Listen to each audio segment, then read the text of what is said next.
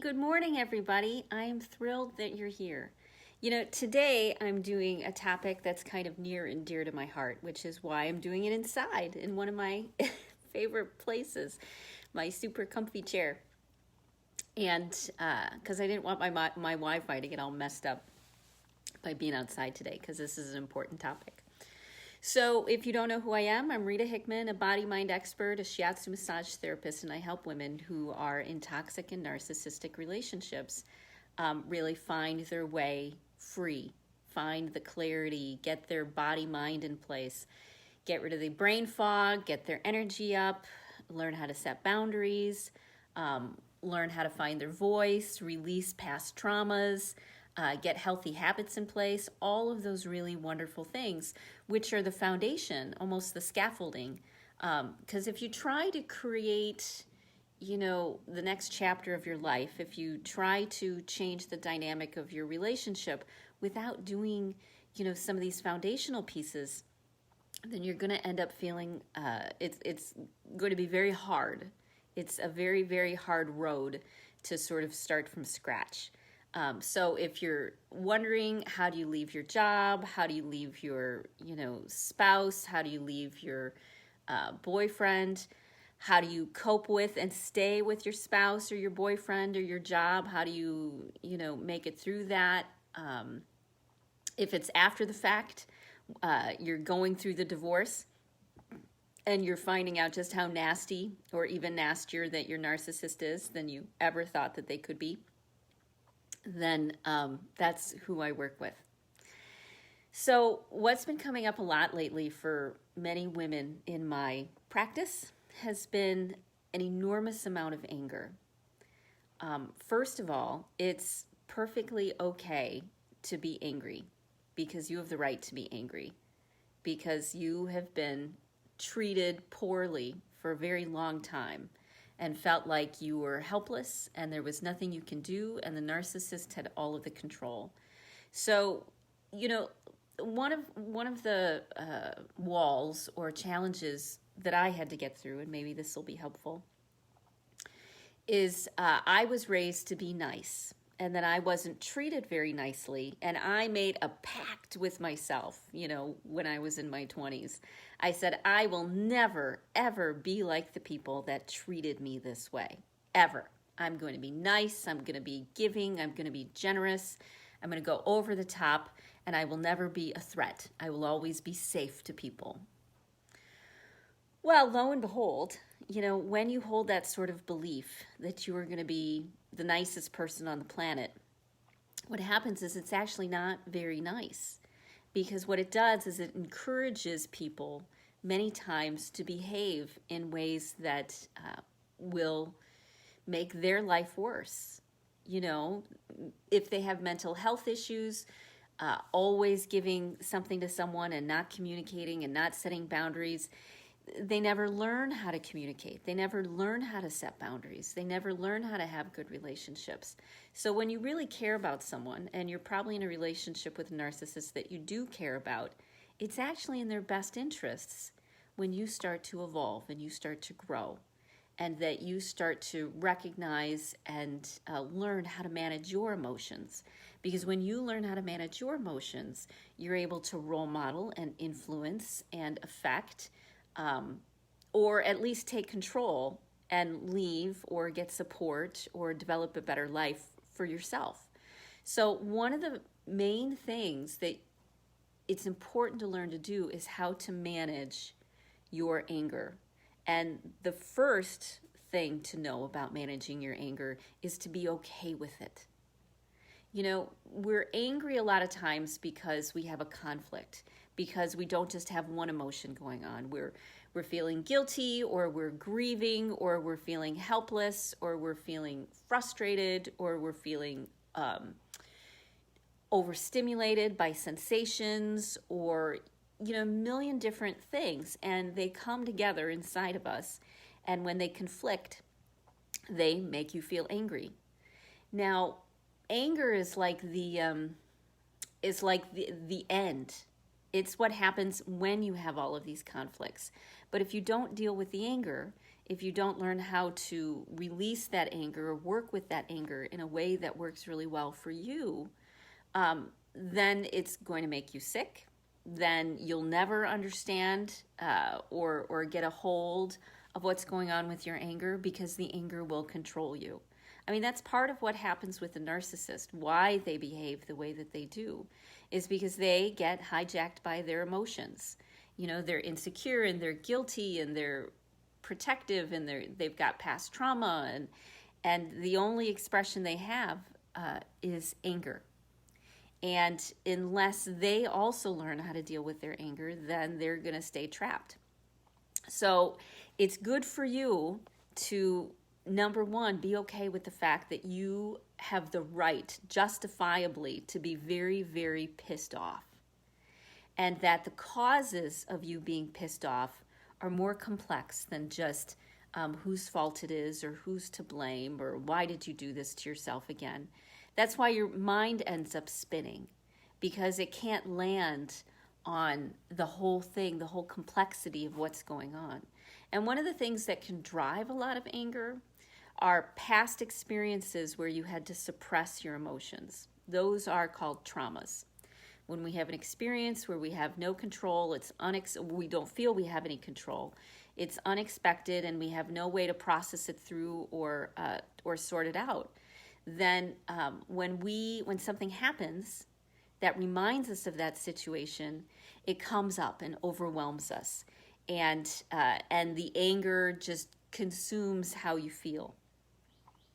So many times it's not the situation itself, which is how a lot of guilt comes in, right? You know, you feel like you overreacted and yelled at your dog or your child or a random person on the street, and you expressed your anger in a way that you don't like. That just adds onto the guilt. That just adds onto the layer and makes the anger the next time even bigger. So when you don't start recognizing that you have to express the anger, because if you don't express it, it's going to leak out in a million different ways. It's going to find a way to sabotage what you're trying to do. It's going to hit you unexpectedly. It's going to make you behave in ways that now you have to clean up in some way, or apologize for, or ignore, or there are consequences for expressing that anger in a way that causes messes. So you have to first acknowledge that it's perfectly fine that you're angry, and understandable and normal and human that you feel angry. It doesn't make you bad, and that there are ways to manage and control it, and that the anger is a side effect of all of these other things going on, the traumas and the overstimulation and the tiredness and the overwhelm. The anger is a result of that. And when you start working on the pieces underneath it, then you start learning how to manage your anger so that it doesn't consume you. So how do I manage my anger? Well, first of all, when I get angry, I'll tell you the process. Let's say something makes me angry. The first thing I do is I pause, because to react out of anger means that I may do something that will cause me further problems.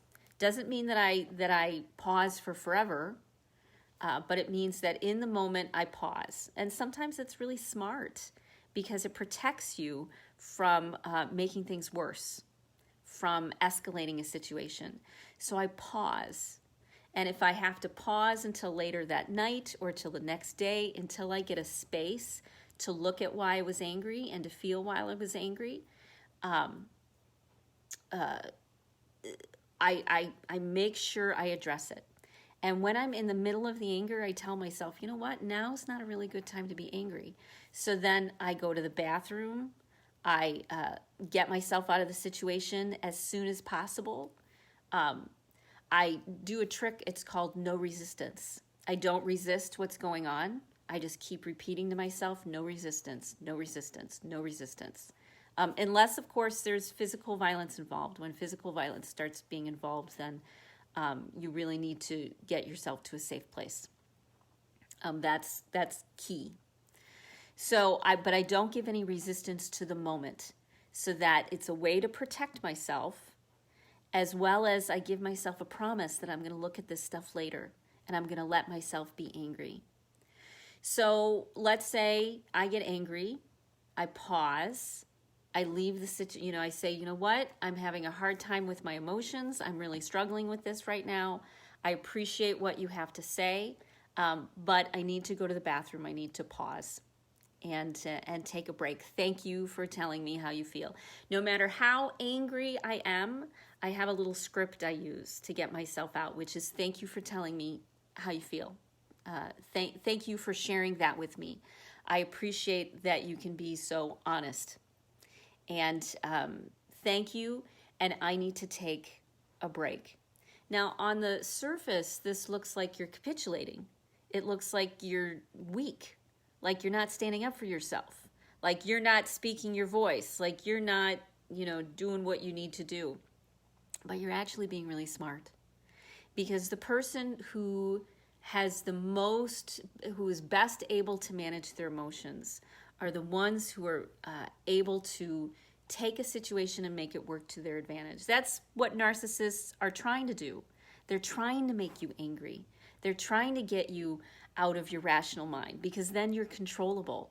So one of the ways to take back that control is to breathe, give it the pause, get yourself out of the situation, express gratitude or whatever that someone has been open with you. And many times that'll take people off guard. And it'll give you that break that you need, like you just need to do the one thing so that you can escape for a while. And gratitude is something that people don't expect. They're used to people arguing or shutting up or not, or totally bending over. But when you have a little script that says, you know what, I'm glad you shared that with me. That's a great piece of information. I'm struggling right now, and you don't have to say I'm struggling right now. You say, I really need the bathroom. I need to go for a walk. I've got an appointment I need to be at. And that tool alone has saved me from many traumatic situations, because my response or my reaction, if it's anything but calm and centered, will tend to escalate a situation. And even if it doesn't escalate it right now, it will escalate it later. Like even if you win, even if you say the thing that it stuns them, the narcissist, they're solely focused on how they feel and how important it is that they feel. And they will come back, and find a way to get back at you. So one of the best things is to have that script, stay with that pause, stay with that appreciation, no matter how you feel, and find a space where you can start to deal with that emotion. The next thing you need to do, once you've got that space, is find a way to move it.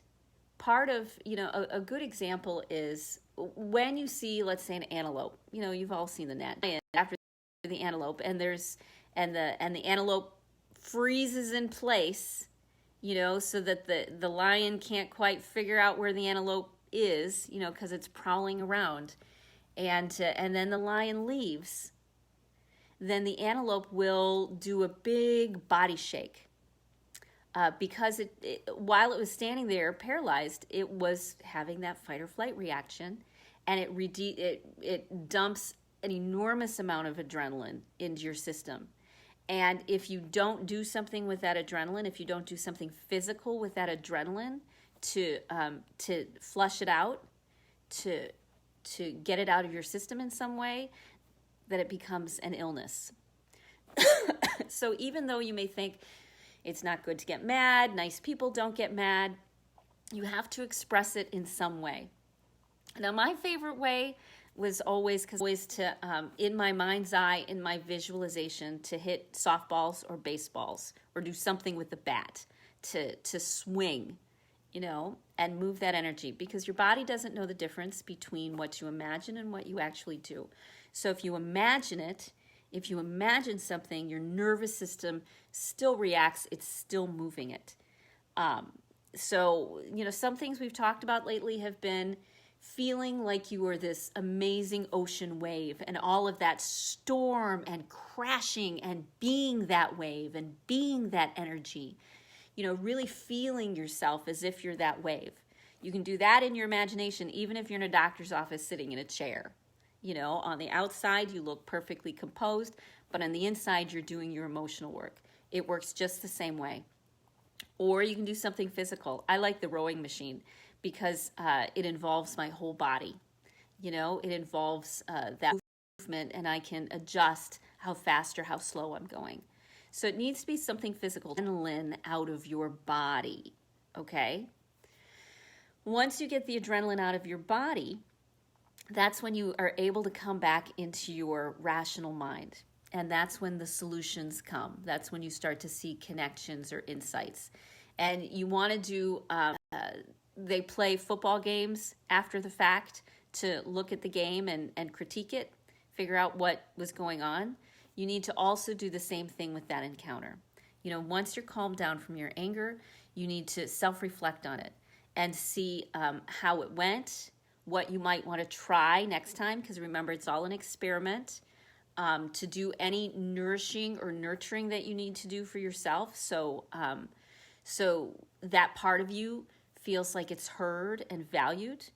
And you have to deal with any trauma that from the past that might have come up. I have a little memory thing where I think about a previous time I felt that way, like I was betrayed or hurt or helpless, and I let a memory come up around that, and I let myself finally be there in that memory for myself to validate the feelings that I had to suppress and to give myself the love and the support and the hand-holding and the wisdom that I should have gotten when I was going through that initial trauma.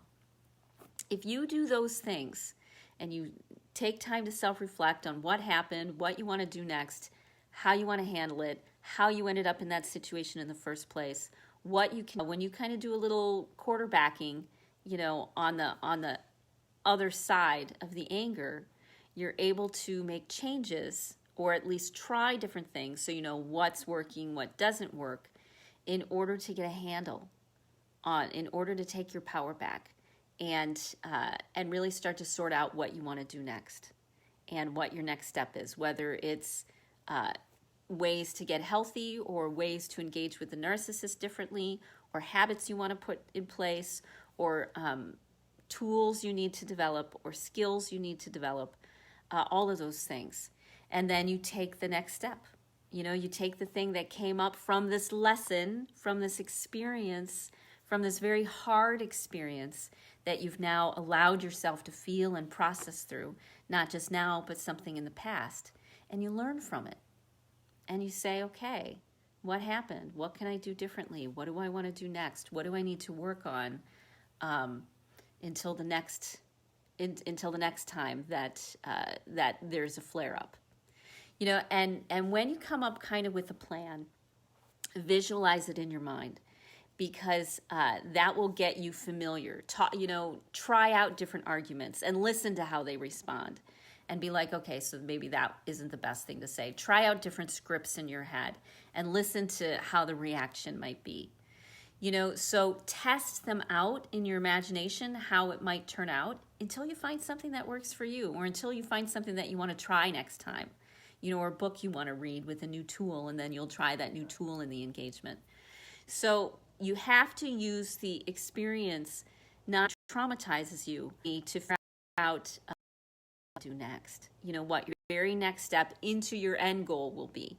Because your end goal is to find some inner peace and happiness and fix your health and enjoy your life. That should be your end game, with or without the narcissist. So you want to continually be taking those steps, especially when you're in a good space, when you feel better for a while. That's when you put things in place so that you're ready for when you're in a bad space. You don't just ignore it or shut it off or cut it out. Instead, you plan for it. You're like, okay, things are smooth like right now, they're quiet, and so I'm going to put Post-it notes in places to remind me that I'm smart, I'm strong, I'm healthy, this isn't all there is, every moment will pass, to sustain me when I'm going to be in a rough period. Or this, so that it's in place for when I'm knocked on my butt, and I've got this habit already in place. And it builds up and gives you the nourishment that you need so that you're more resilient when things happen. Because if you're tired or overwhelmed or exhausted because you're just trying to survive and get through, then things will tend to get worse and worse and worse, because your body's more stressed, you're more stressed. And so that's what to do with your anger. And you sure as heck should have plenty of it, because you're not only picking up your narcissist's anger, you're feeling the vibration off of them and it's affecting you, but you're remembering other experiences, your nervous system is, other experiences where there was all this anger, and you're trying to, make good decisions, so you're suppressing all of the anger. I mean, it just good for you. At the end of the day, that is not good for you. You have to start feeling and working through and processing and clearing and understanding your anger, and starting to come up with stress management ways so that you can move through it as gracefully as possible, okay? So there you are for the day. I know a lot of info, but a lot of good info. So come back to this when you need it. Couple different resources. One, I've partnered with a narcissist book where you can learn everything about that. We have a conference call every week, and then a private Facebook group.